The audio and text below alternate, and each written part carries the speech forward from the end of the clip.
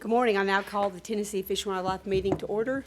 My name is Angie and I have the honor of serving as chairman of the commission. At this time, I would like to ask Charlotte and Jimmy Granberry to lead us in the invocation pledge.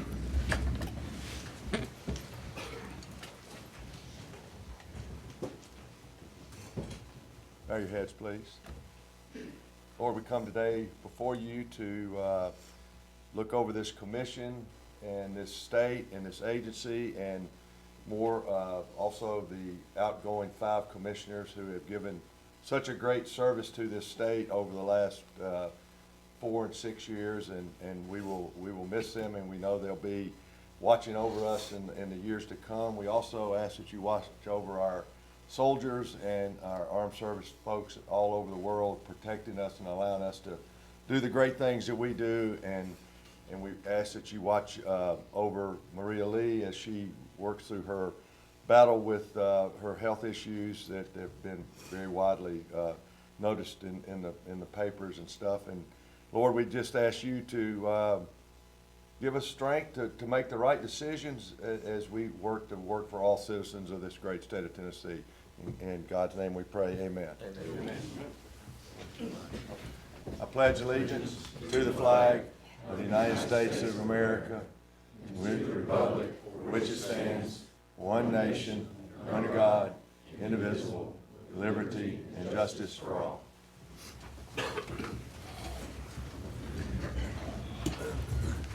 Thank you, Commissioner Granberry and Ms. Charlotte. I want to welcome all of our guests and visitors we have here today. It's so fun to be back in Nashville. It's a great location, and it's fun to be at the main office. Okay, guests and visitors. We have Alan Strickland. Hello, Alan. And Charles Strickland. Guess y'all related. Thank y'all for being here. Glenn Moates and Sally Moates. Scott Reese. Thank you, sir. Glad you're here. And Ed Carter. All right. Glad y'all are here. Thank you so much. Any other guests who... Well, my family's supposed to be here, but they're late, so I'll welcome them when they get here. Ms. Danette, can you please call the roll? Jimmy Granberry. Here, Charlotte's here as well. Okay. Tommy Woods. Present. Monty Ballou. Here. Stan Butt. Wally Childress. Here. Bill Cox. Here. Chris Devaney. Here. Chip Saltzman. Here. Steve Jones. Here. Brian McLaren. Here. Kent Woods. Present for the last time. Hank Wright. Here. Angie Box. Present for the last time. Madam Chairman, we have a quorum. Thank you, Danette. And I'm so glad you're here again, recovered, just beautiful as ever. So it's good to have you back in full force. Thank you. Okay, Commissioners, you should have received a copy of the January's minutes.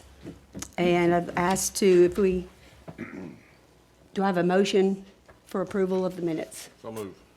Second? Second. Second, Jimmy Granberry. All in favor, please signify by saying aye. Aye. All opposed? Motion carried. Okay, do we have any announcements from the commissioners, the director? Okay.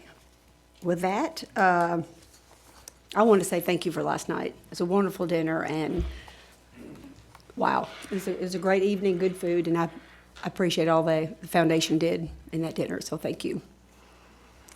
Right now, we will go to a presentation and awards. I'd like to recognize Glenn Moates. How about me? Oh, yeah, you can come too, Colonel Ryder. I was like, Glenn Moates, okay. Thank you, Madam Colonel Chair. Ryder, thank you. Good morning, Commissioners. So I know Mr. Glenn was recognized yesterday in front of y'all along with his wife Sally in regards to the chaplaincy program, but today I'd like to say a few comments about Glenn because like Director mentioned yesterday, he tried to slip out. So we brought him back. So let's start out with October 16th, 1986. I remember having to go to the central office up there, and it was in Nashville for our orientation because we were newly hired wildlife officers. And that's the first day that I met Glenn, and that's where it started. Our career started there, but this is off track. So I had a 6-month summer internship with the agency. So when we get our longevity check in October, I'd always poke Glenn. I'd get mine in April because I got mine 6 months early. And I say, hey, man, I got my longevity check. He'd just grumble at me. So back to October 16th. Our orientation consisted of day one, we had each division chief come to us as a new hired group, and they spent 30 minutes talking to us. Day two was our psychological exam, and it's an awful good thing that the criteria has changed a bit because me or you both would have never got hired.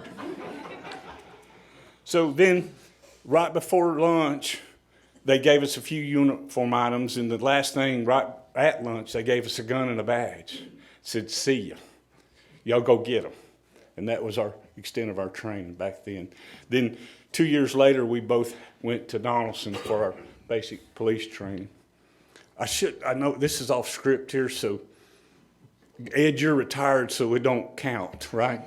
Statute of limitations. So when we left that orientation, they gave us our gun and a badge, and they took us to our trucks. I got my truck, and back then when I first hired, I was assigned to Macon County, so I was soon termed the Macon County Flash for some reason. But I went a whole month working hard every day, all day. I couldn't get enough. Then my supervisor at the time said, meet me up at Payne's Crossroads. I said, yes, sir, boss. So he met me and says, are you working? I said, every day, all day, hard. He said, I ain't heard you on the radio. I said, what radio? They were little bitty radios that were underneath the dash. Remember the old Midlands, Mr. Ed? And no one ever told me there was a radio there. I didn't know how to work it, nothing. For a whole month, I was just running around, with just running around. Back to Glenn. Glenn started his career in Carter County. He then transferred to Marion County. He then transferred to Hamilton County. Then during that time, he was... Then you transferred to the area boating, full-time boating officer for, back in the time was Area 33. And then during that time, he later promoted to what we called back then was a lead wildlife officer, which in today's time is a sergeant position. In 2005, he was promoted to a wildlife officer supervisor, which in today's time is a district captain, because he moved to Nashville and he became one of the 2 statewide boating investigators. In 2009, he was then promoted to the Wildlife Enforcement Assistant Manager, which in today's time is a major, and he became the Assistant Chief of the Boating Division. Then a few years after the merger, in 2015, he became, when the Law Enforcement Division, the Boating Division merged, he was promoted to the Lieutenant Colonel position of the division. Glenn was also an agency diver team member, along with a Swiftwater Rescue Team member. He worked the 1996 Summer Games that were hosted in Atlanta, but the canoe and kayak event was there on the Coe River, so we spent several nights on the Coe River working that event. He had oversight in procuring all our patrol boats, obtaining all other equipment and supplies for boating enforcement. An additional oversight Glenn had and was very instrumental in the development of our Tennessee Wildlife Officer Training Academy. But he had aspects of all our new wildlife officer training, and also in addition to all our commissioned personnel's in-service training. He also presented several rules to this commission over years, especially towards no-wake zones request and marine events. But he also was instrumental in working with our legal counsel on TCA code regulations that helped boating safety, and especially the BUI, boating under the influence laws. He also gave great service to the National Association of State Boating Law Administrators, which is NASBLA. He served 7 years as a committee member on several committees. He served 2 years as the Engineer Reporting and Analysis Committee, which they called ERAC. And then he finally served 3 years as the chair of that ERAC committee. In 2014, like Director mentioned yesterday, he developed, he initiated, and he implemented the agency's chaplaincy program, where he served as the statewide coordinator for that program. And like Director mentioned that yesterday. It's very difficult to put in words just how valuable that program is, not only to our agency employees, but also to the public. Because I first witnessed that during the Waverly flood event when Miss Sally and Glenn spent 7 days at the Waverly Hospital waiting on the recoveries of those individuals, and they sat there to receive those families and console them during that most difficult time. And like mentioned yesterday, Miss Sally's been a volunteer chaplain for the agency since its inception, and thank you for your service. I hope that both of y'all, if we can bribe our general counsel, we'll sign you up, continue y'all for volunteers as chaplains, if you don't mind. Again, mentioned yesterday, this is certainly bittersweet to see you retire. You've not only been a great employee for the agency for 36 years, but you've been a personal friend of mine. I wish you the best in your retirement. You now don't have an excuse. We got him a brand new Shimano reel and a St. Croix rod, so he has no excuse to go fishing with me. Thank you and congratulations.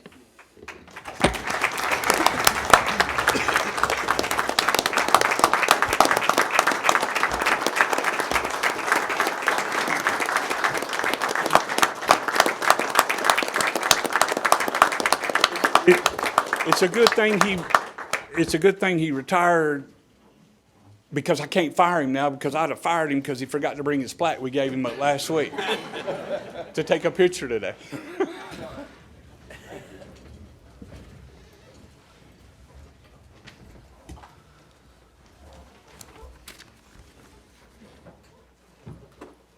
Glenn Moates, you've accomplished a lot. Thank you for everything, your service, everything you've done.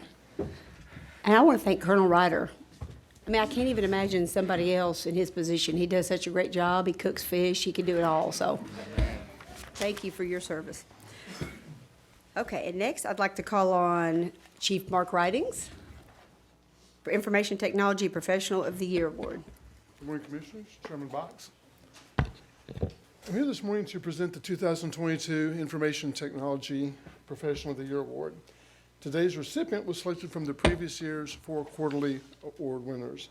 Our quarterly award winners are selected by people nominated by the IT division management for their distinguished service, both professionally and personally throughout the previous quarter. This year's award recipient is no exception. Our 2022 recipient has consistently distinguished themselves by providing exceptional service as a project manager for the IT division of TWRA. Not only have they excelled in their project management duties, when 3 of our IT positions were left vacant, they stepped up to the challenge of coordinating with other team members to make sure that these vacancies did not adversely affect or impact IT support and service to our customers, while still being attentive to their own duties. I think the words of their former supervisor, Harold Hill, sum it up best in his nomination for their quarterly award. Throughout the quarter, Perita exemplified the critical role she plays in an overall success of not only the IT division, but the agency as a whole. Day after day, Perita has gone beyond her task as a project manager for TWRA's IT division to provide support for or resolve a multitude of issues for TWRA. Perita demonstrates a team-oriented professional approach to her job, utilizing both her technical and budgetary expertise to provide exemplary customer service for TWRA. Perita is indeed a valuable member of the TWRA IT team and a true asset to the agency overall. Sincerely, Harold H. Hill, Senior Project Manager. It is both my honor and my privilege to present the 2022 TWRA IT Professional of the Year Award to Ms. Perita Johnson.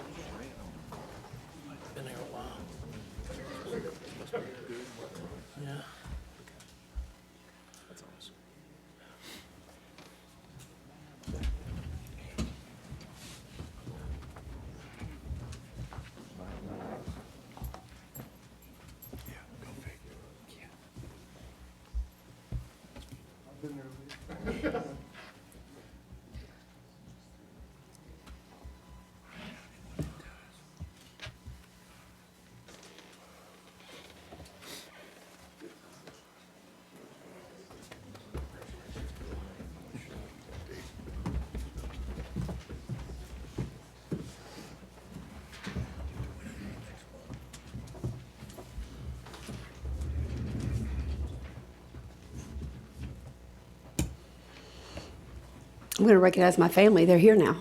So my mom, Jerry, and Sheila, Brad's parents, and my husband Brad. So thank y'all for being here. Okay, this time I'd like to call on Colonel Grandstaff with boating and law enforcement.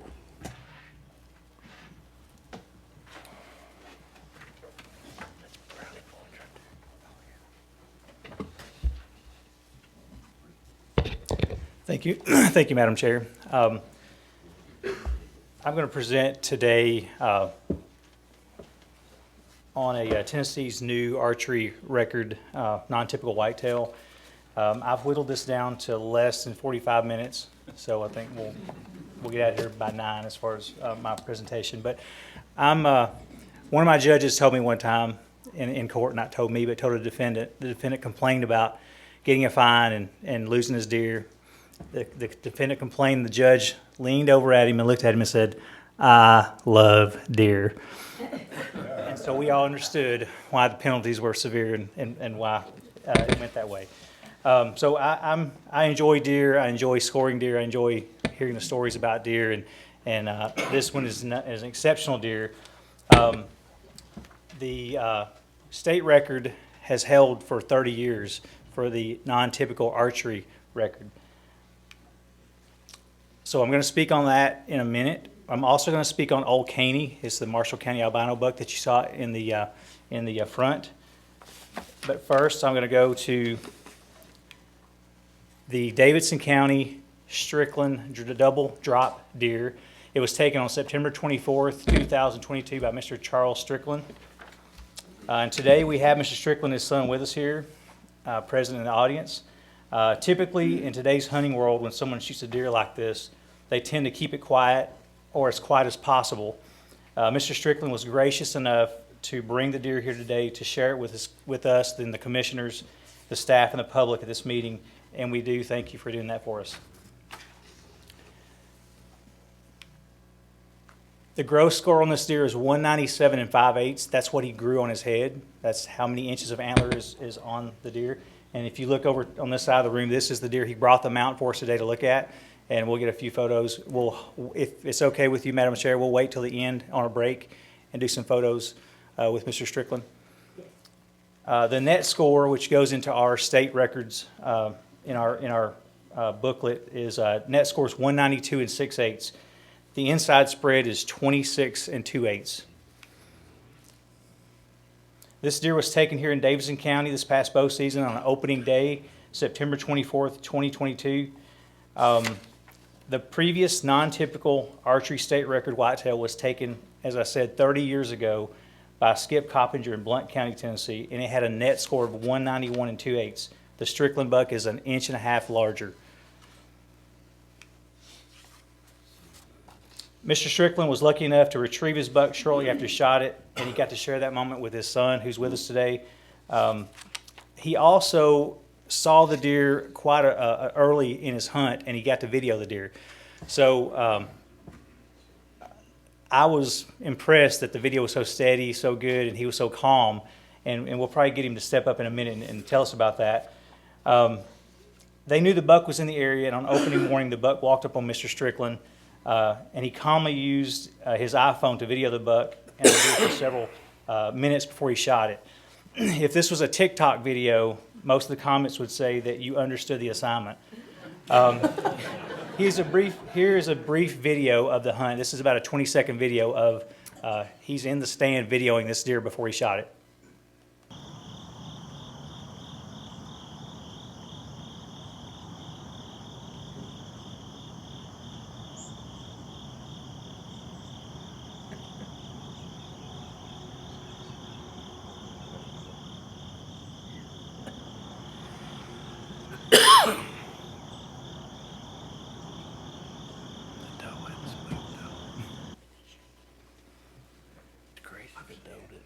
Here's a final look at the score sheet. It shows a 7x8 rack.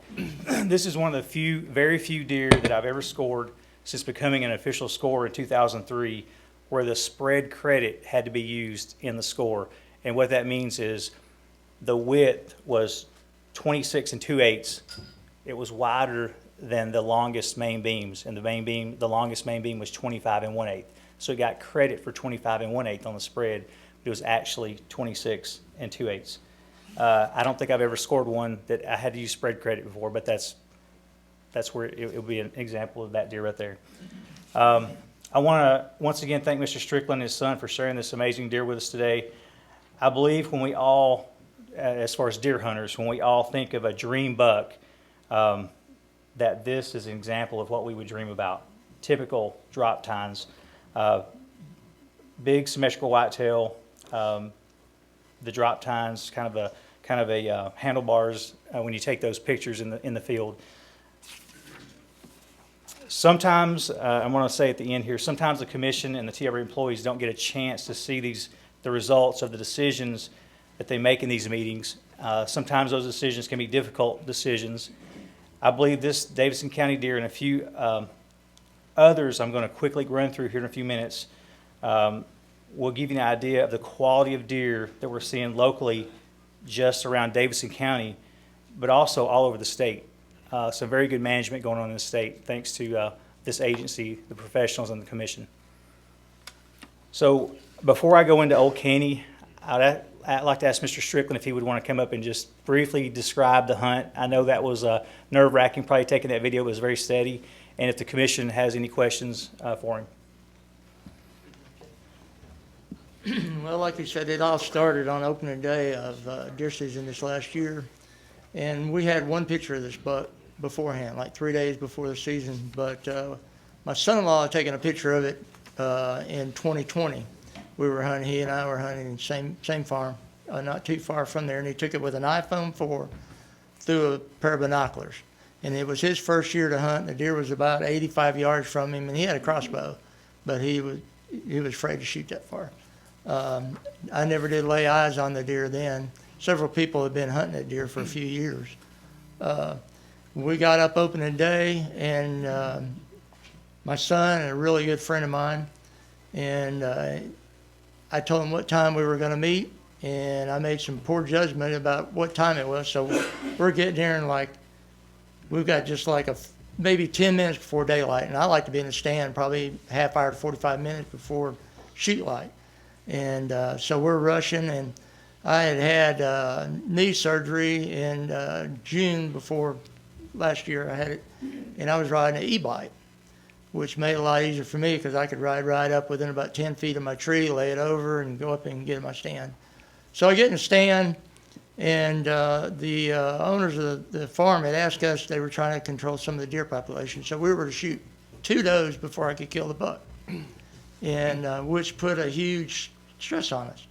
So I had a doe come in right at light. I shot her. She ran about 50 yards, watched her spin around, fall over. And then I had a doe and a yearling come through. And I'm thinking in my head, it was probably a 90-pound yearling from the year before. I think if I shoot this doe, she might run farther. So I took the opportunity, I shot the yearling. Well, I forgot to say, but on the way in, I had to ride through about 30 yards of milo on my bike that we'd been walking through. So when I get in the stand, I only have 2 bolts in my bow. So one of them's in the doe, well, it went through the doe and it actually broke. And the other was in the yearlings. And the yearling happened to just fall, and it was dead before it hit the ground. So I climbed down, I get my bolt back, and I wipe it off the best I could, go back up, load my crossbow again. And then I looked to my right at 50 yards, I could see this guy coming. And he must have walked within about 5 feet or 5 yards of the doe that was laying there. And I was surprised, but the wind was blowing right where he didn't smell it. So when he comes in, I've got my bow ready and I'm all set up, and he stops where that arrow was laying, where I'd shot the doe. And he just continued to lick on it, and I thought, man, I got to do something here. So I started snapping pictures. I took 13 pictures, and I thought, he's going to be here. So I flipped over video. And so I started video, and I made 3 short videos. One was the first one was 2 minutes, the second was like a minute something. And then after 25 seconds into the third video, he started walking.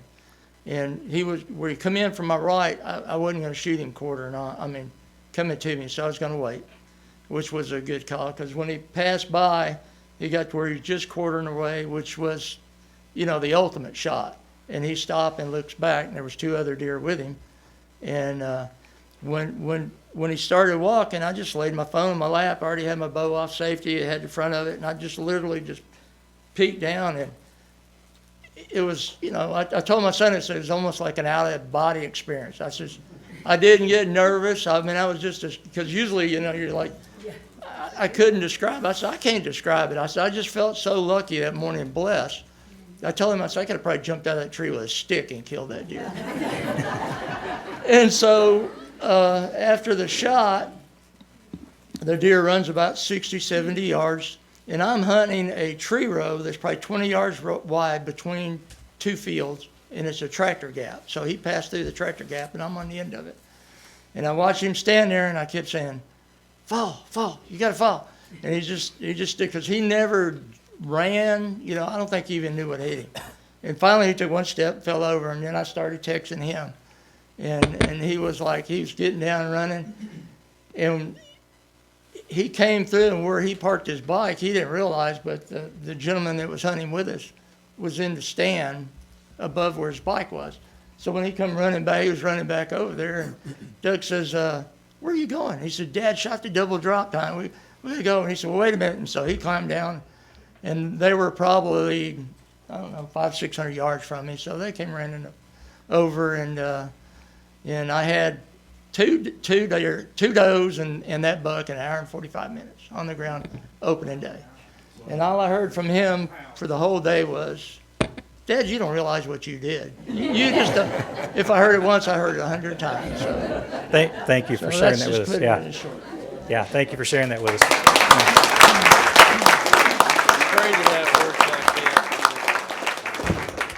Yeah, Lieutenant Colonel, you ain't got any open spots on your lease over there, do you? Did anybody get out this year? I might want to get in. Would you like to be a commissioner? Great story. I would be. So, glad you were calm. That's wonderful. What a story. Thank you. I'm going to move on to a couple more bucks from this Middle Tennessee area just for everybody's viewing pleasure. These were all taken this year, late season. This is on the left is a Robertson County deer. These are all going to be in the 180 plus, taken here locally in the area. But there were great deer taken all over the state, but I have these pictures of these local deer. Robertson County on the left, Sumner County on the right. The one on the left is a Davidson County deer taken on the velvet hunt early season. And the one on the right, I've been told, Mr. Strickland, this might beat that one, but I haven't scored it yet. This one is left is Davidson County. On the right is another Sumner County. That deer on the right is a big, typical frame deer, but I haven't scored it yet. But it's going to be visible. You can see it at the NWTF convention. So the taxidermy competition, the gentleman that mounted it, he is displaying it at the NWTF show. So when you go over there, look for that deer right there on the right.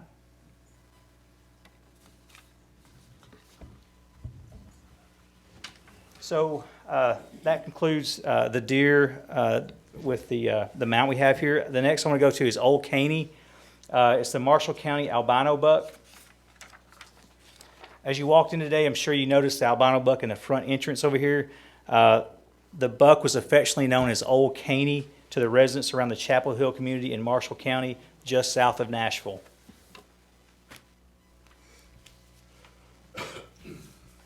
On the left, the albino buck ran the area around and was frequently photographed in Chapel Hill and in that county and community by the local community members. Last year in 2021, he died after he was hit by a car, and the decision was made to have a full body mount. The state trooper that worked the accident contacted local wildlife officers. Officers Hayden Cook, Ryan Goetz were able to get the deer to the taxidermist for a full body mount. There was an event held this past fall at the town hall in Chapel Hill that was attended by local leaders, community members, the state trooper there on the left, and several TWRA folks, including Commissioner Butts, attended. Assistant Director Ware, Mike Bell, and local officers helped that helped save the deer and get the mount completed. This is where Old Caney will be displayed for the people of Chapel Hill and the surrounding area to enjoy. Old Caney has just returned from being at the governor's mansion where he was on display for the Christmas holidays. So we just got him back in Region 2 just a couple of weeks ago. He'd been at the Governor's Mansion since November. So what I want to leave you with is this short video at the end of the presentation we did down there. A local lady wrote a poem about Old Caney, which I wasn't expecting, so I missed the assignment. I didn't get my camera up quick enough to get the entire video, but I got part of it. So this gentleman that's reading the poem, he walked up on this albino buck when he was a fawn. This gentleman was turkey hunting, walked up on the fawn, and so they knew how old he was. He was around 7 years old when he got hit by the car. And so I'm going to leave you with the end of the poem that the lady wrote, and that'll be the end of the presentation. Today he stands forever proud. Our awe of him is clear. A beloved and magnificent creature, Old Caney, the great white deer. Mr. Zenward, thank you. And that concludes it. Does anyone have any questions? Did you score the deer? Caney? Yeah. I did not score it. He's out there, I'm going to guess, somewhere in the high 140, 150 range, somewhere in there, mid 150s. Okay, thank you.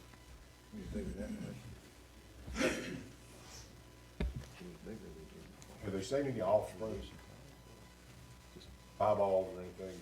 Jeff, They are seeing another albino deer, it's a doe in that area, so it could be an offspring, I'm not sure, I don't know, they are seeing a doe. all right, thank you. Okay. Any questions or comments? Colonel Grandstaff? Okay, And if we could get some photographs at the break sure. over here of this deer. Okay, Yeah. that'd be great. Thank you.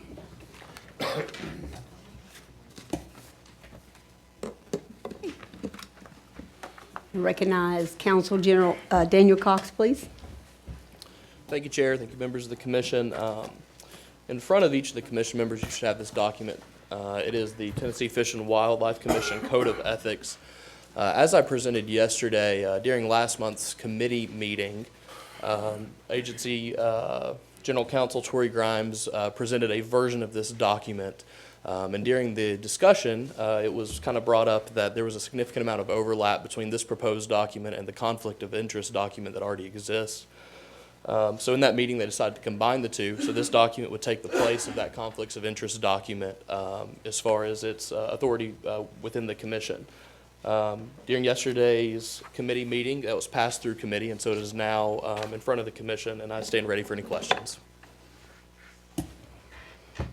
Okay, great. I want to thank Commissioner Granberry for being chair of that communications committee and doing such a great job. Entertain a motion for approval. Madam Chair, the committee met yesterday, and we've met a long time. We want to thank, the legal staff for pulling this together on short order. I know it was a quick ask, but we got it done, and the committee passed unanimously yesterday, and I'll bring this to the full commission as a motion for approval. Thank you. We have a second from Stan Butt. Any discussion? Okay. All in favor signify by saying aye. Aye. All opposed? Motion carried and Code of Ethics adopted. Thank you so much. Now we have rule promulgation follow-up, please. Great. Okay, so also before the commission are two rules. I think this could almost be considered a housekeeping matter, but we wanted to bring it to the commission's attention. The two rules are rules that the commission has already properly had hearings on and voted on. They are the Lake Halford Rule, that's 1660-0135, and the CWD Rule 1660-0134. As part of the rulemaking process, we've been in consultation with the Attorney General's office to kind of review these rules and make sure they're the best version of the rules that they can be. And going through that process, there's a couple things that we found that live squarely within the scope of what's been passed, but we think would better the rule. And so we thought it'd be appropriate to bring it back before the commission to let you all put eyes on it and approve it if you choose to. So we can look at the CWD rule first. That is 0134. Like I said, this is within the scope of the original rulemaking hearing. And this rule was passed back in September of last year with, it intended to go into effect after this just passed deer season, for the sake of not confusing any hunters on what exactly the rules of CWD are. So the rules that have changed, if you want to look at .022, this is really just a refinement for clarity. So that .022 looks at the exportation of cervid carcasses or parts within CWD and who can transfer those parts. We really just added a couple refinements for clarity. We clarified that, I will read the subsection 2 here. The following parties are authorized to transport cervid carcasses and carcass parts outside of the CWD management zone, either to a laboratory or university certified to manage CWD material, and to a landfill for the necessary disposal of the carcasses or carcass parts, as long as current best management practices respecting such disposal are followed. And that just clarifies that within that CWD zone, we as agency or people that we're working with as partners might be transporting those cervid parts within that zone. We want to make sure our rule allows for that. The next one, we can go to Rule 35, which is Lake Halford.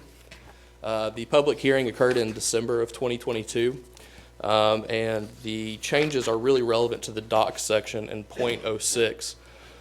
This is a pretty simple one as well. You guys will remember that whenever we passed the Lake Halford rule originally, the intent was to keep it as close to the original rules that Lake Halford lived under as possible. We've just added a couple small modifications here. One is anyone who wants to build a dock on Lake Halford, there's an application process set up to apply to the lake manager for the ability to do that. We wanted to make sure that they had an appeal process should they be denied and thought they were wrongfully denied. So we've added in that the appeal would be to the executive director.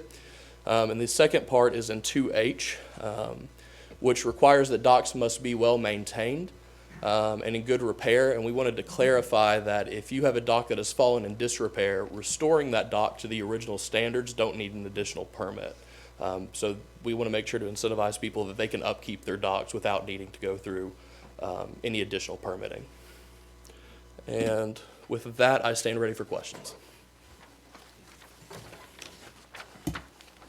Commissioner Granberry? Daniel, on TVA lakes where you're allowed docks, there's a very strict guidelines. It's based on size, shape. That's correct. Is that parlay to Lake Halford? Yeah, so there are a few limitations. I'd have to look back at the rule on exactly what they are. There are limitations on how deep your dock can go out into the lake. Right. And if you live in a cove, there's a separate restriction. I believe it can't go over a certain percentage of the distance between the banks. And size as well. Yeah, and so if somebody wanted to build one, it was outside of that, they could apply to our agency lake manager. That would be denied because it would be outside of that. But we do have the option that they can appeal it to the executive director if they feel that the decision was incorrect. Okay, thank you. Yeah. Any other questions or comments? Any questions or comments from the public? Yeah, I got a quick question. Around Lake Halford, is the lake, except for the boat ramps and the docks, is it all private property that joins the lake? So the agency has a buffer zone around the lake that is agency-owned property. And then after that buffer zone, I might have to ask Frank exactly how big that buffer zone is. The buffer zone's 50 feet.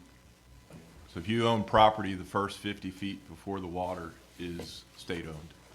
So I guess if they wanna build a dock, we have to agree to an easement. How do they get access to the lake if they don't own the property? Well, I'm presuming that the dock permit is providing that easement. Okay. All right, thanks.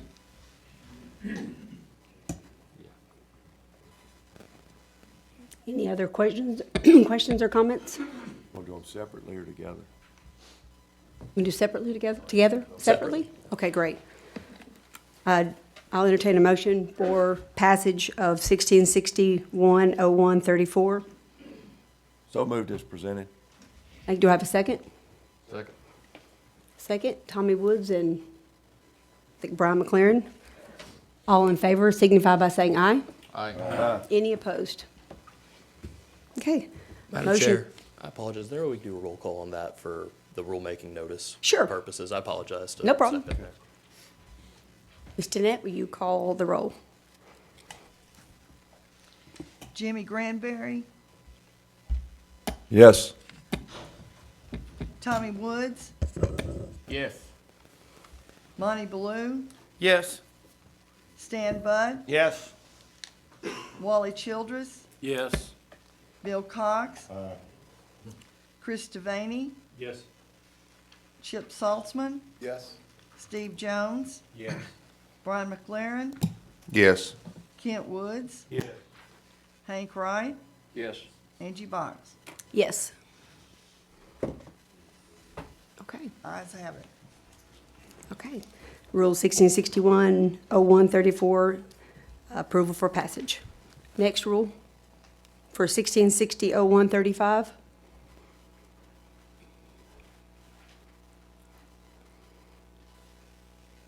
I presented both of them, so. Yeah, is there any questions or comments? Madam Chairman, I make a motion to approve. Okay, second? Okay, great. Danette, will you please call the roll? Jimmy Granberry, Yes. Tommy Woods, Yes. Monty Baloo, Yes. Stan Budd, Yes. Wally Childress, Yes. Bill Cox, Chris Devaney, Yes. Chip Saltzman, Yes. Steve Jones, Yes. Brian McLaren, Yes. Kent Woods, Yes. Hank Wright, Yes. Angie Box. Yes, The ayes have it. great. Rule 1660-0135 is approved for passage. Thank you. Thank you. Thank you so much, Daniel Cox. At this time, I'd like to call up Deputy Director Frank Fish, but now we have to call him Frank Fisk. With present our budget expansion for the wildlife class compensation. Thank you, Madam Chairman. Yesterday, I presented these two budget expansions for your consideration, and we're asking for passage today. Okay, any discussion or questions? Do you need those in two separate motions? I don't believe so.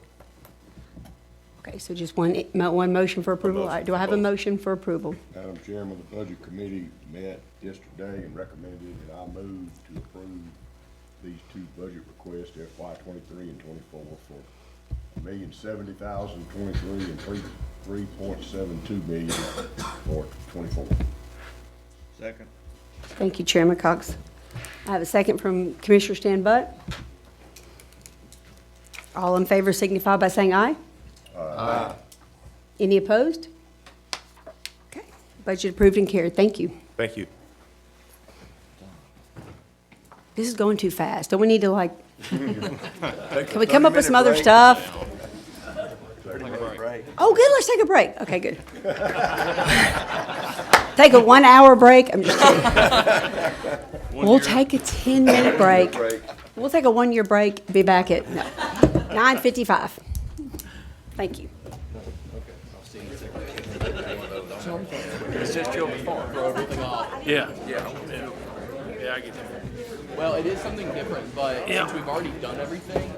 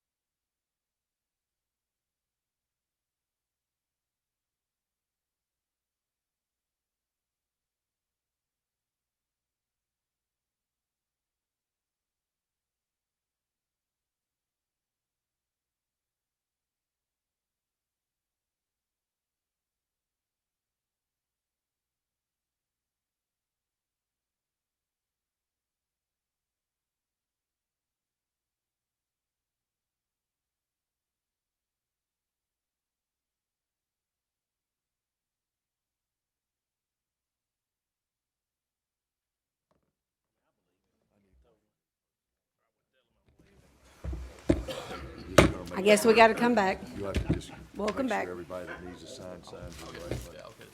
I'd like to call on the director, Jason Maxidon. Oh. What? Let's do your part first, if you don't. Oh, really? You okay? Okay. Well, I saved all the TWRA fun comments for today.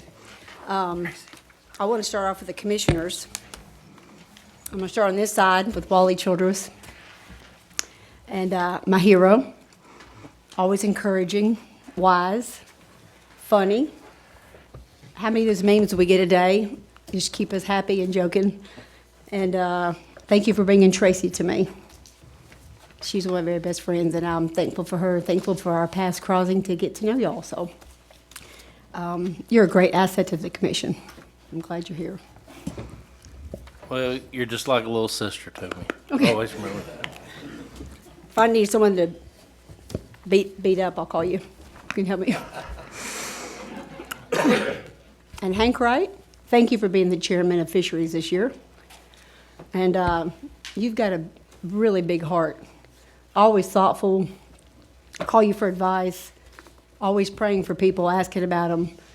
And even mentioned something about my dogs, and he said, and all of a sudden the next day I got NexGuard in my mail. I was like, he sent NexGuard for us. So very thoughtful, and I'm thankful for your leadership, and I'm thankful you're here.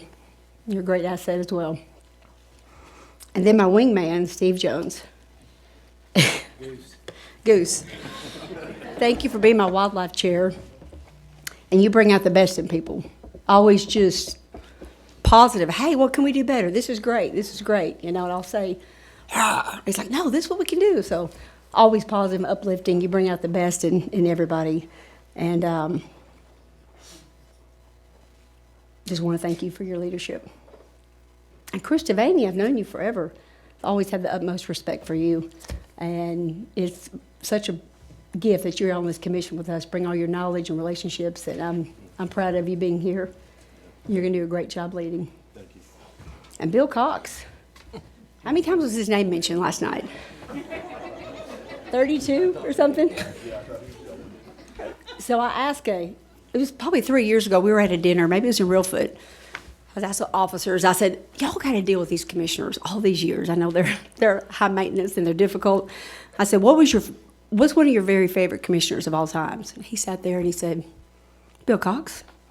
I was like, really? Even though he picks on everybody? He said, yeah, no, he's one of my very favorite commissioners. So thank you so much for your leadership and your friendship and bringing food to me when my dad passed away. And I appreciate your friendship and love you and Cindy. Thank you. And our upcoming chairman, Tommy Woods. Gentle spirit. Yeah, maybe. We have to hear about the votes. Get my wallet out. Get your wallet out. Where am I? Gentle, calm spirit, stable, honest, respectful. I'm excited to have you. You're going to be a great leader, and I appreciate your friendship. I appreciate you bringing me Tammy, my sidekick. So thank you so much for your friendship and being here and serving. I'm really proud of you. It's an honor serving and under you. Thank you. Jimmy. Okay, so we had this Buffalo Ridge shooting day, and I thought these new commissioners are going to be here, and here's this Jimmy Granberry. It's like, whoa! So I came home that night and I said, Brad, I've met the person that has more energy than I do. I said, it's this dude named Jimmy Granberry. I mean, he's just bouncing off the wall. I just can't believe it. He's awesome. And I've been calling him Ginny lately, because if you ask Jimmy Granberry to do something, he can get it done. So, such a big heart, and you're carrying on your mom's legacy. You're just such a good spirit, good-hearted person. You do anything for anybody, and you make life fun, and I'm thankful for your leadership being on here. Thank you for leading the communications committee. Been my pleasure. And Stan, I always have a special place in my heart for Miss May. We got our daughter a chocolate lab, and she's the best dog. And so he's granddaddy for Miss May. And I always said I'm going to come back and be Stan Butt when I have a lot of time, as much time as you have, because I'm so jealous. He's just really engaged, and he's in everything, and he does a great job. And I'm thankful you're on this commission. You're a great asset. And Chip is neck and neck energy-wise with Jimmy Granberry. He can get more accomplished in a day between you and Jason Maxidon. It's like they don't sleep. They don't sleep. So, and I've known you for a long time. I always had respect for you, and your leadership is fantastic. And it's just so thankful you're here. You make a great part of this commission. Very important. So I'm glad you're here. Glad you get to continue serving. Wonderful. And Monty, I've known you for a long time too. And I'm thankful you're here. I'm really grateful that you harass us about duck blinds. It's always made life fun. And there's no place you go, you'll be like in South Africa. You know Monty Blue? Yeah, I know Monty Blue. I'm like, I'm in Japan and they know him. So you don't ever meet a stranger, and I'm proud to serve with you and glad you're here. Thank you. And BLD, Kent Woods, you're from the beginning, back in, 6 years ago. And you've always just been willing to serve, host, and we have dove hunts, and we go to Sugarland and go to the race, and always welcome your home and your business to us, and I appreciate you always hosting and keeping us laughing. Last night, my family and friends were like, who's this BLD guy? I love him. I said, we want to meet him. I was like, well, come meet him. It's Kent Woods. So, thank you. It's an honor to serve with you. And Brian McLaren, one of the first ones too, is us three are started at the same time. And I want to thank you for your friendship. A lot of dark days together, and we got through it, and it's been great having you as my friend and helping with my horses and tell me what I'm doing wrong. And but you're a very special friend to me, and I appreciate everything you've done and the support, and you're a good daddy. He's one of the best daddies I know. He does everything with his kids and goes nonstop, works all the time. So it's been an honor to serve with you. And then Director Maxidon, I can't, there's just too many words what to say. But almost made it.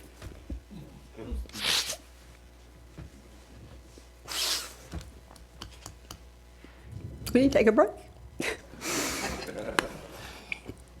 I'm very proud of you, and I'm proud of your leadership, and you jumped in head first and just learning every bit of it. I'm really proud. This agency's in a great position, and you do a great job leading. There's something unique. Ed, Carter, Bobby, and Jason, what's the percentage chances of people that being a director, executive director for this size agency? So all three of y'all have very special characteristics to do that. So I'm thankful to know y'all. And Danette, she's just awesome. She's funny, she's wonderful, and she just runs the whole place. So she's amazing. And then my girls.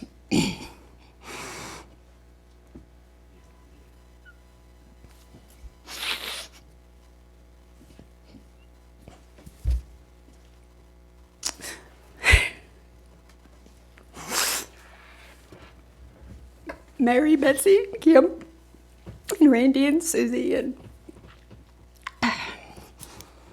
it's nice when you have a female in this organization to be really got close with them. So thank y'all for everything, and y'all just being there. I just enjoy your friendship and working with y'all. And I forgot to recognize Chuck Yost and Jeff Aiken are here too. So we thank y'all for being here. Thank you for your leadership. And Mark Ridings, my chicken friend. Thank you for being my friend, and it's been an honor to work with you. Scott Denton, thank you for resetting my password 1.2 million times. I was like, I've got to call Scott Denton besides reset my password, because how many times I've asked him to reset my password? It's a lot. I know I'm forgetting people. And Tiffany, you're a good woman. I'm thankful that you're solid and grounded, and you're just a wonderful Christian woman, and I'm proud to know you. And Mike Bell, welcome to the club. It's just great to have you. It's like, wow, we're on the hill. I'm like, oh, we got Mike Bell. So we're glad you're here. And Don King, thank you for editing my video last night. It was awesome. It was great. And the way you we said, well, Governor Lee, then you had a picture of him, and then we talked about the Bears, and that was great. I took a lot of time editing, so. That's on Todd. Todd is our head editor here, and I appreciate his effort. He put a lot of That was good.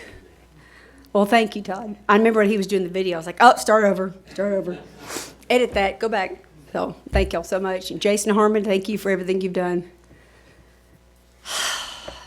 I'm getting there. Frank Fish, you're doing a great job in your new position. I've heard lots of good things about it. I said, Frank's doing a good job, so that's the rumor. You're doing a great job. And Brandon, I'm proud you're part of the new team. We got a great team here. And Emily,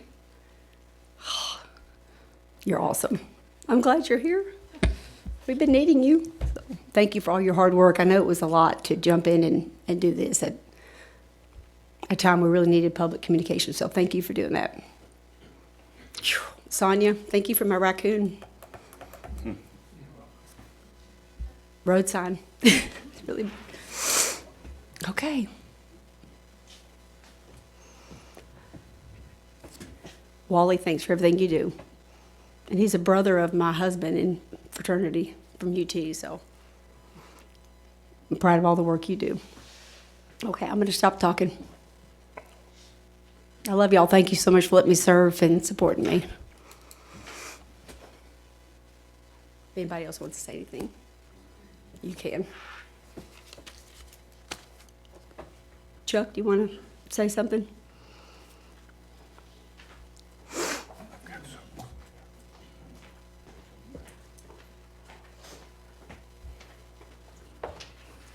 Thank you. Before I do this, though, I want to make sure that I'm not out of step with the executive director. Director, were you going to do any more recognitions for the commissioners? We will, just put a black stick, but you go ahead. Okay, all right. Well, with that clearance, then I'll take a liberty here, and I'm just really happy that Director Carter is here, and for anything that goes wrong with this, I hold him partially responsible. But you'll know that it's a tradition, I guess, to have some poetry on significant events, and I'm crazy enough to try to do that. And some of you all know I have a bit of a history with redneck poetry, so here goes. And this is in recognition of our 5 fine commissioners that are moving on to better things. Outgoing commissioners, the sun is setting on your term. Y'all have weathered quite the storm, I affirm. There was CWD, Silver Carp, Bridgestone Firestone, Duck Blinds, 3 executive directors, and a spy balloon as big as Morgan and Morgan's law firm. There's Commissioner Jones, a mysterious one with a patient way of leading, even when staff presentations made him squirm. There's Commissioner Woods, who knew how the sausage is made and got us tickled when trying to get me to understand him saying, earn. That you are in, earn. You had to be there, it was magical. Then there's the Honorable Judge Ripley, who flexed his interrogation skills on me regarding the buck limit, causing Director Carter to want to swim away like a sperm. Now for Commissioner McLaren, who holds the record for commission catnaps, and thanks to me, the most infamous executive session, which may stick with me long term. Lastly, there's Commissioner Box, with so much commitment and a personality of someone you see at parties doing the worm. Thank you for your service, commissioners.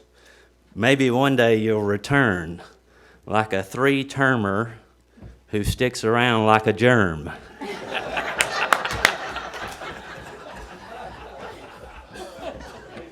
I wish you all the best, commissioners. He should have said amen after that.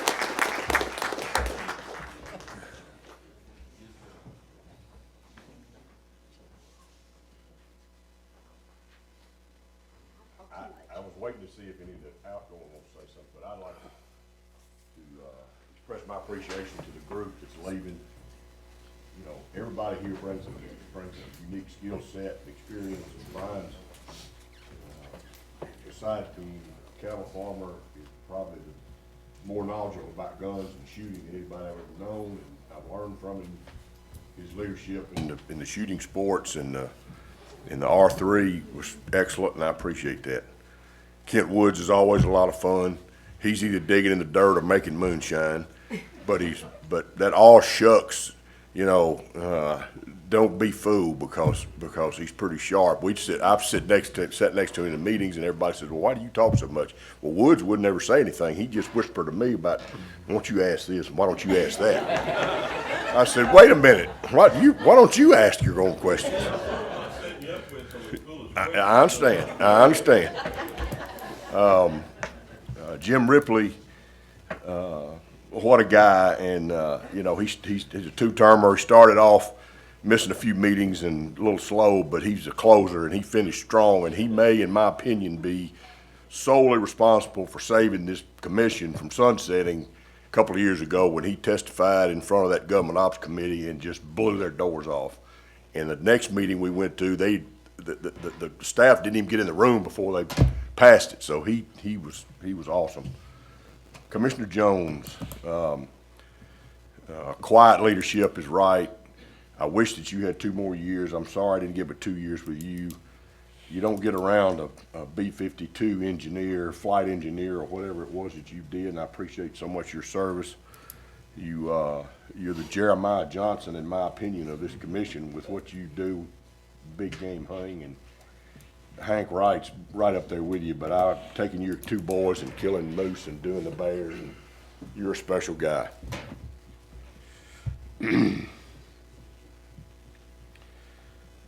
Angie Box. Y'all can tell leaving this place is hard by what they say. And it's pretty obvious that I do love it. And, you know, I probably won't be back, but you never know.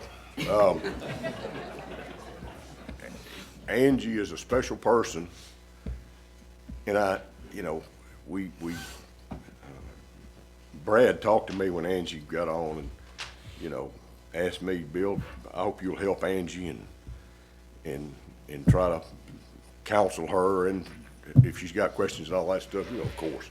But I knew Angie was going to be fine when she got the velvet hunt and the agency pushed back. It had 4 or 5 reasons we shouldn't do that.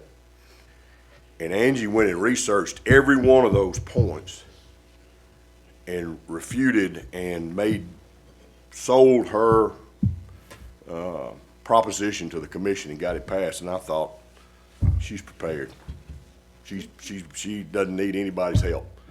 And as chairman, she was always prepared. She always did her homework. She knew her subject. She met with staff to make sure she knew exactly how to run the meetings and to do it professionally. And it's you know, in what they call you know, in this commission is kind of a man's world. That's not true. You handle that. Of course, you are kind of a tomboy, so you know. But thank you for what you have done, and I'm so proud. And you can always tell, and this goes for all of them, what kind of people you are, a person you are, if your children hang around you. And everybody that I know of, kids hang around them, especially Brad and Angie Box. I don't know how their kids stay around them any more than they do, but y'all are fantastic people, a power couple of Tennessee, in my opinion. So, thank you so much. Thank you so much, Bill.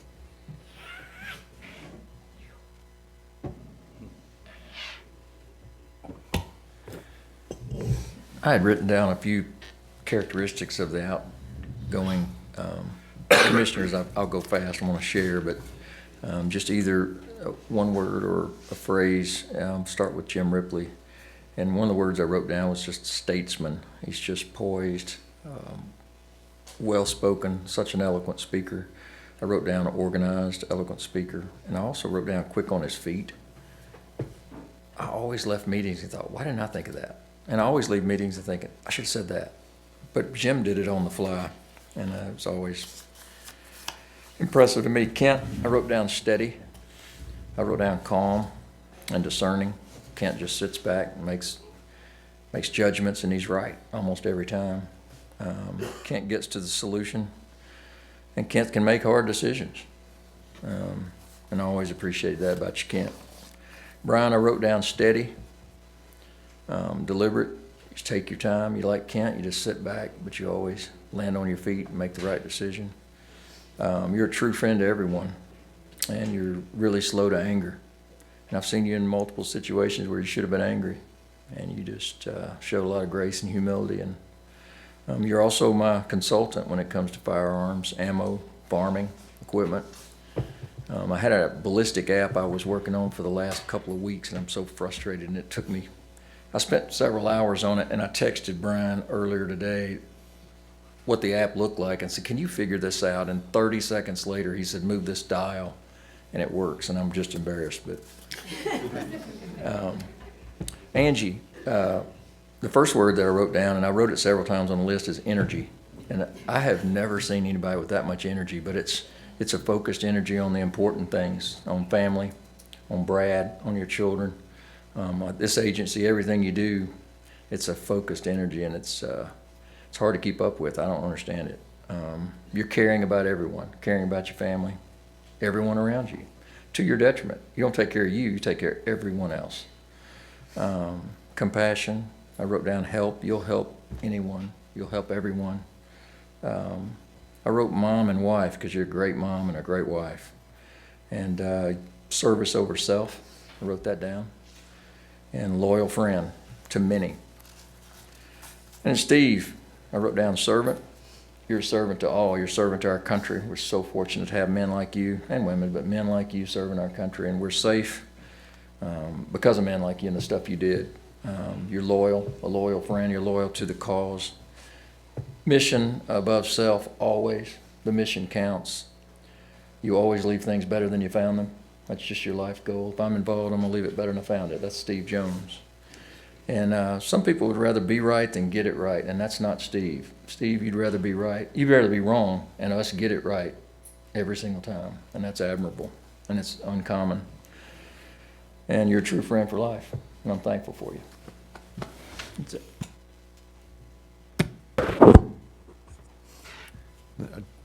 It's hard to repeat all these things again, but I'll echo everything everybody said. And, you know, the friendships, the memories, all the great qualities of all 5 of these folks going out. But, you know, the thing I'm most proud of this commission, as I look right, I look left, is under Angie's leadership and the other 12 of us were good followers. And we have led this commission and done more for this agency without hesitation. And today, what we did with the budget expansion is enormous, because it means a lot to the success of this agency moving forward. Because regardless of who's up here, if our people in the field are not happy, it's never going to work. No matter what rules and, you know, proclamations or ethics policies or whatever we pass, it's not going to matter. And I'm just, you know, I just sit back and I look at Kent, I look at Brian, you know, friends for life, and Steve and Angie, and Jim's not here. He's probably still in the bed. I guess he had too many BLDs last night or something. But you know, it's a legacy that we have together under Angie's leadership, and the other 12 of us were really good, you know, followers. And I'm just, you know, when we hired Jason, I said, you know, I'm happy for everybody, because, you know, leadership is important, and it's Ed and his past, and Brandon and Frank and Torrey and Mike, and, you know, you guys do the work. We just, you know, we just get to be a part of it. But I'm happy to that legacy, to look back and say, well, you know, we talk about CWD or the duck blinds or the velvet hunts, and those things are important, don't get me wrong, but what's really important is taking care of the people. And if, without the people, we're no good. And so I mean, I could go on and on, but thank you for allowing me to play a small part and follow your leadership. Chairman Box and Kent and Jim and Steve and Brian, I'm just proud to have been a part of it.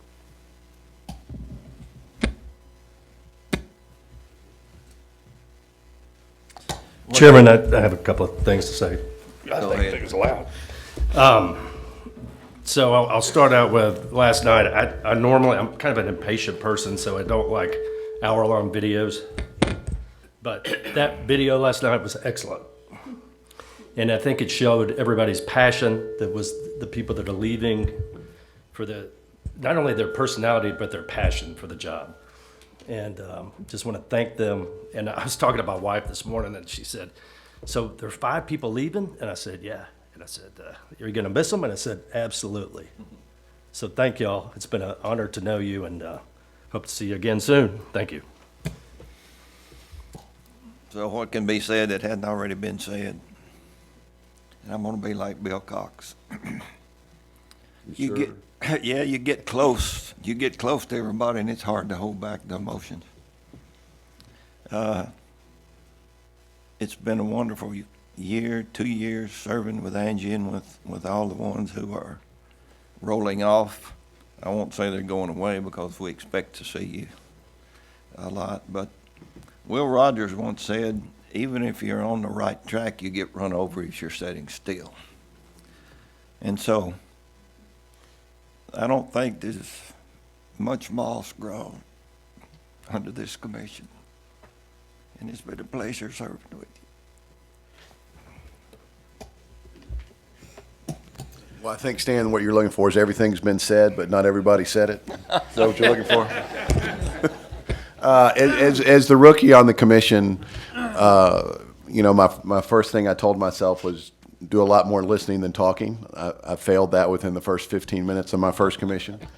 But one of the things that, since I came in and as an odd term by myself, you had to watch everybody around you and how they did.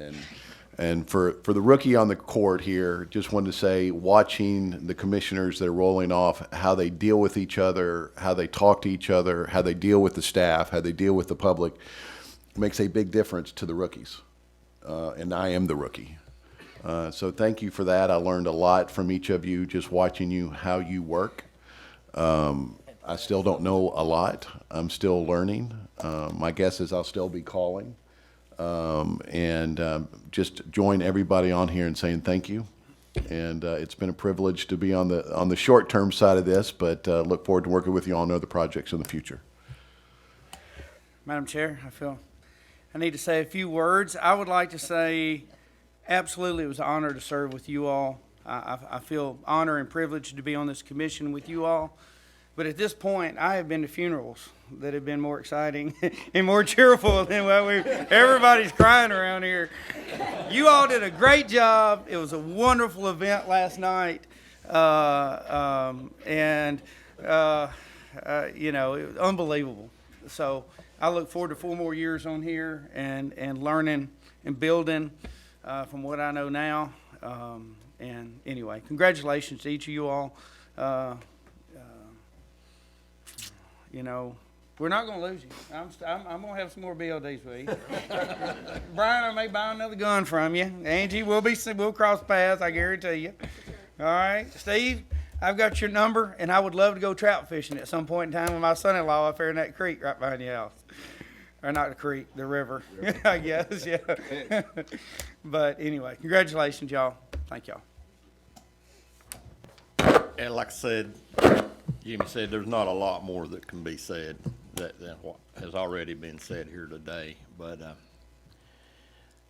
when I come to this commission, all of these commissioners that are rolling off, especially the long-term ones, they took me in, and they were kind and gracious to me, and they taught me, and they've been a big part of the commission for a number of years, and I've learned a lot from each one of them, and it is a sad day to see these commissioners roll off.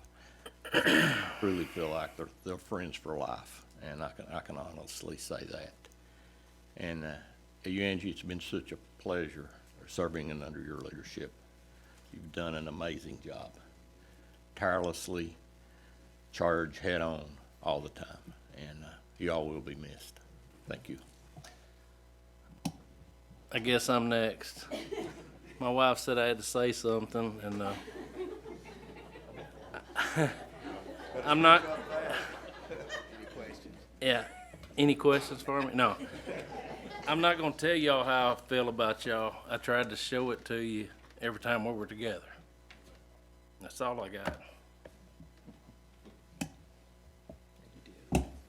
Well, Angie, here I go. I can't, I'm trying not to cry too, but anyway, it's been an honor and a privilege to get to serve on this commission. I mean, a lot of people out there don't realize what all we do and everything, but and the friendships that I made, like I said last night, I had to purge a few friends because I met so many new ones. But I appreciate everybody's friendship, and I appreciate getting to work with everybody, and I can't wait for the day that I get to sit right out there in something that is controversial and argue with Bill Cox.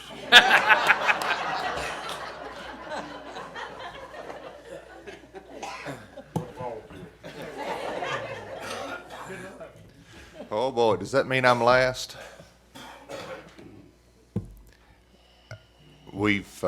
I guess you all know after 6 years I'm not one to give a lot of speeches, but I value each of your friendship and even all of our times together, and I dearly hope that the next commission will carry on a lot of the works we've started. We have over the 6 years, I think we've battled a lot of issues, and we've done a lot of good for the wildlife and for the sportsmen, and so carry on the good work.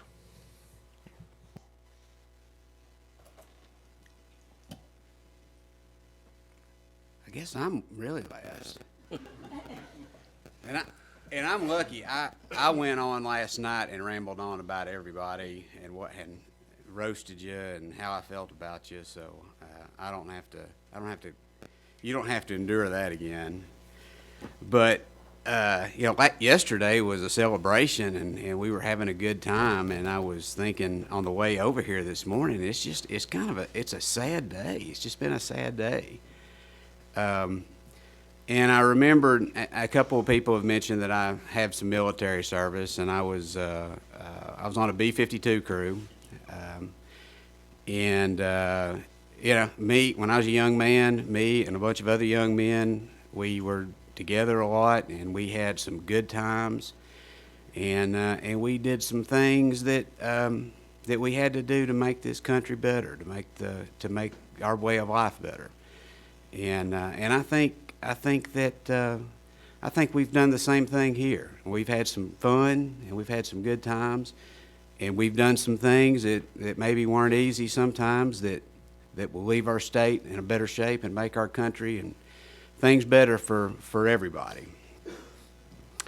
And on a side note, those men that I served with 30 years ago, we still call each other, we're still friends, and we call it. It's been 30-something years since Desert Storm, and we still call each other, check on each other 3 or 4 times a year. Every Veterans Day, we do a video call, and we catch up with what's going on with our families and talk about the old days, and we talk about the good days to come. And I think I see that going on with the special bonds that we've created here as well.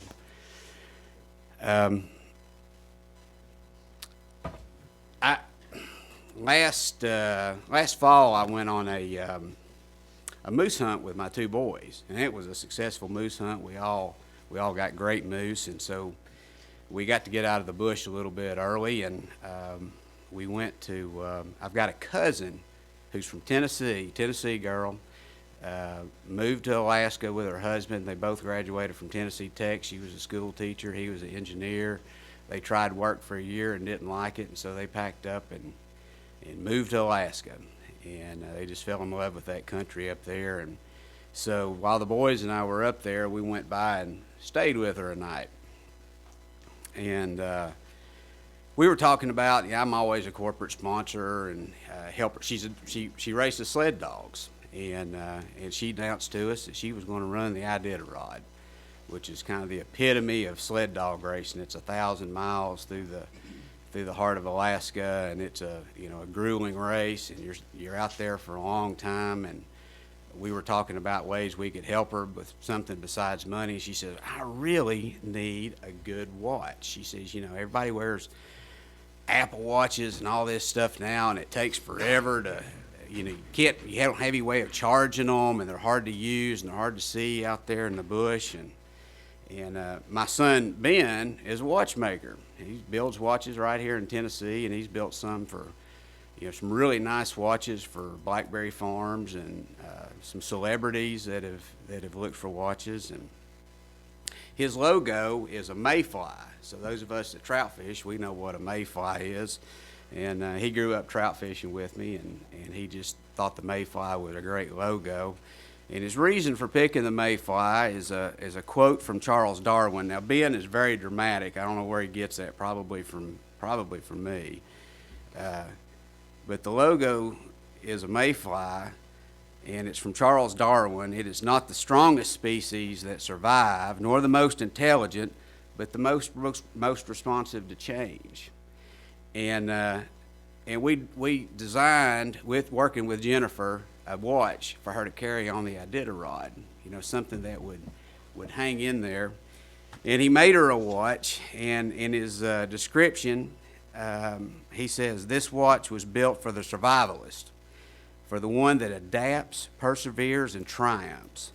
The mayfly reminds us of the fleeting days of our age and the importance of every expelled second, a concept never more important than in the face of abject adversity. May it accompany you through the most trying times with trust that it will see you through to the other side. And that was his description of that watch for Jennifer.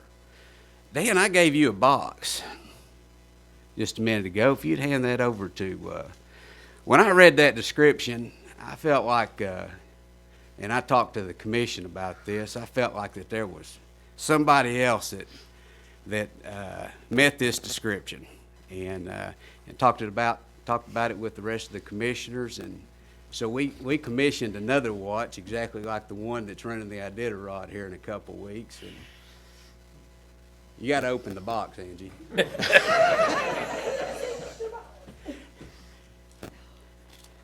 So on behalf of half of your fellow commissioners, you've got, the watch's name is the Indomita, which is Latin for untamable and fierce. I can't think of anybody else more deserving.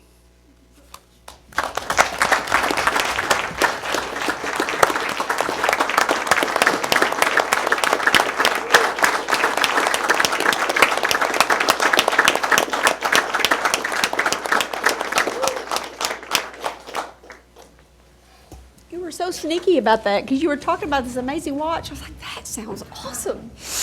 Thank you so much. Wow. I think I should be out of tears by now. Surely they'll stop. Thank you so much, everybody. I couldn't have done any of this without them this year. It took the commission. They, great support in everything we've done and great communication. And I just felt like we were just all of us in the right place, and Lord led us what we had to do. So it was a very good year. Thank y'all so much.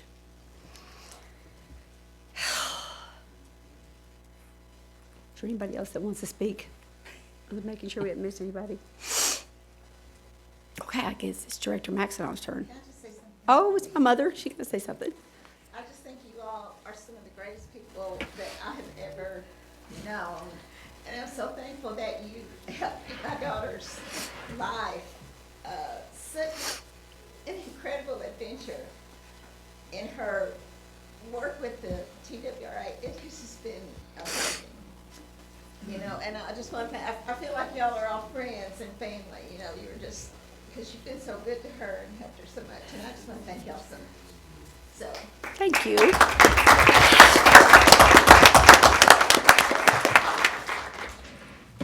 think my dad would be happy today. yes, you're very happy.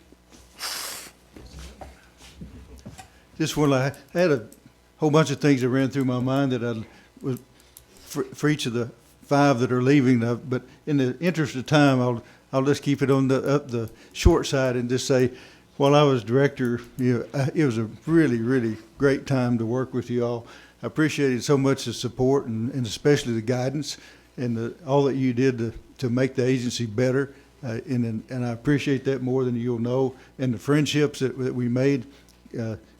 There was a time when I didn't really know commissioners, and as I kind of moved through the ranks, it would amaze me that I have become such lifelong friends with a lot of commissioners, and I certainly put you all in that same group. So thank you for everything you've done, and I surely hope our paths will cross again.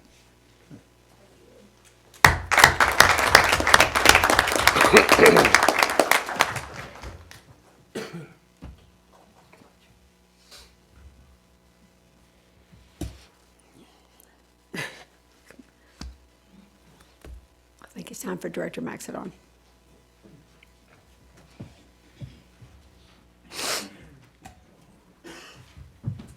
All right, Madam Chair.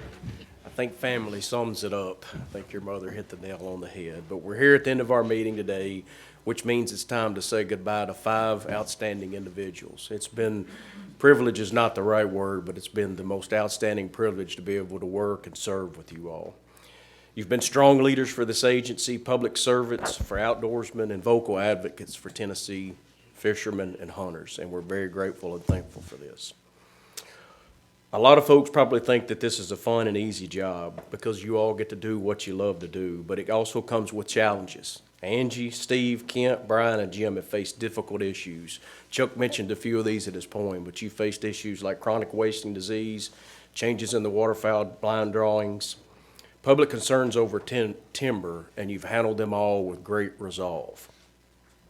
They've also helped strengthen our partnerships, especially when you wanted to go down to the General Assembly last year and meet with a lot of those members. You helped strengthen a lot of broken partnerships and partnerships that were difficult. You strengthened a lot of partnerships with a lot of industry partners and many members of the public. You take a lot of calls after hours, you take a lot of calls on the weekends, and a lot of calls at night. I'm especially grateful to have served this last year with Chairwoman Angie Box at the helm. She truly cares about our staff. I think every staff member is going to say that they love Angie in the way that she cares about them. Every commissioner is showing a lot of love and support for our staff. Bill hit the nail on the head whenever he talked about how educated Angie makes herself. Every time an issue comes up, I'm always amazed.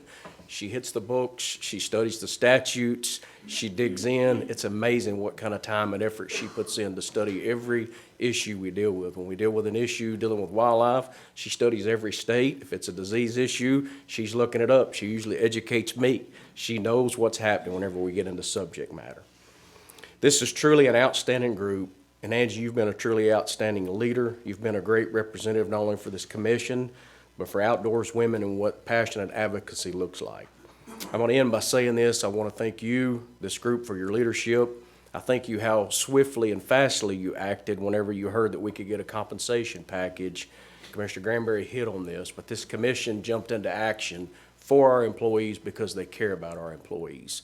They put this raise into place, this compensation package. They wanted to get it done before they went out as a commission. So thank you for the way that you care for our employees, to all of you for that. All right. In recognition of her service, Frank, where are you? We've got some plaques for you. Let's start out with Commissioner Brian McLaren. Commissioner McLaren, if you'll come forward, Deputy Director Fisk is going to present you with your plaque.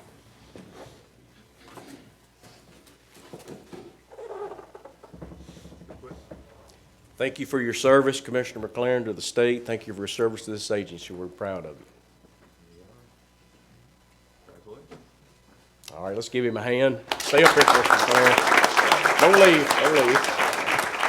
All right, Commissioner Kent Woods, if you would please come forward, sir.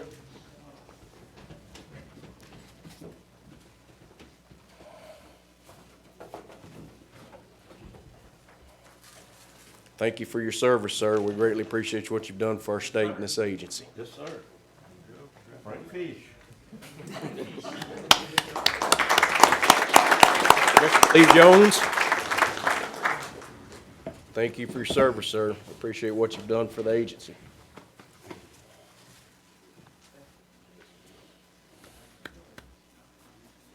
Madam Chairman, we end with the best for last. Thank you, Madam Chair, for what you've done very much. Thank you. Thank you.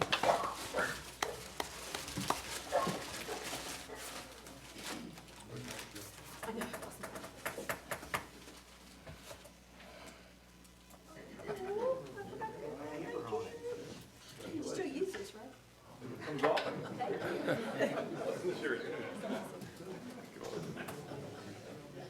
I bet you gotta take a picture now.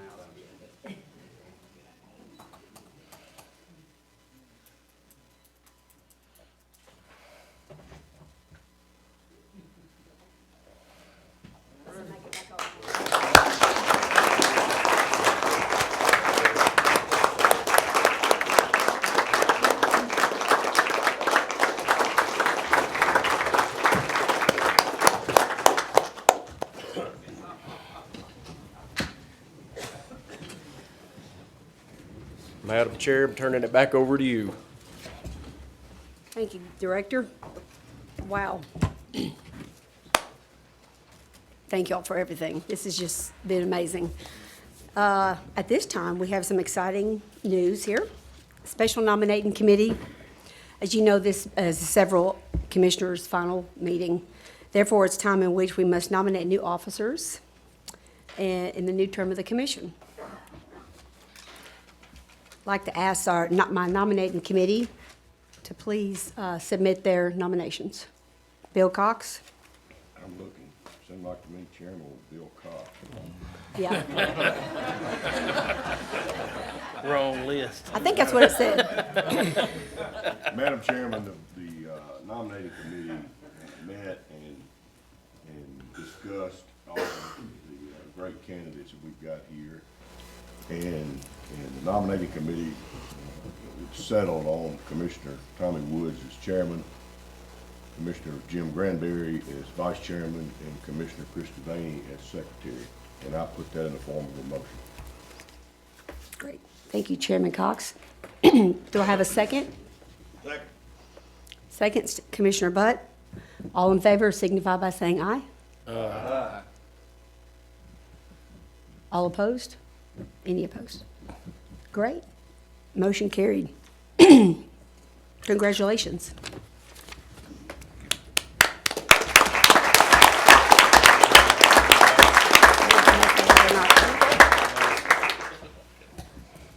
Congratulations, Chairman Tommy Woods. Vice Chairman Energy Granberry. You're gonna do a great job. Yes.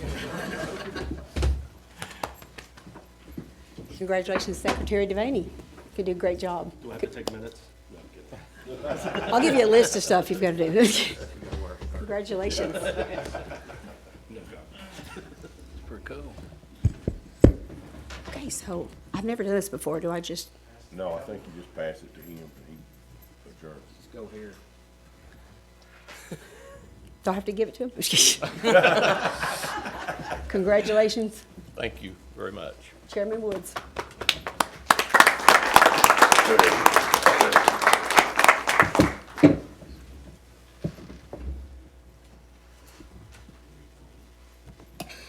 Is there any other business? Jason, any comments? No, sir. I'm humbled, and I thank each and every one of you all for putting this trust in me. And I'll do my best to serve this commission well. So I make a motion, we adjourn. No, man. Second. Adjourned.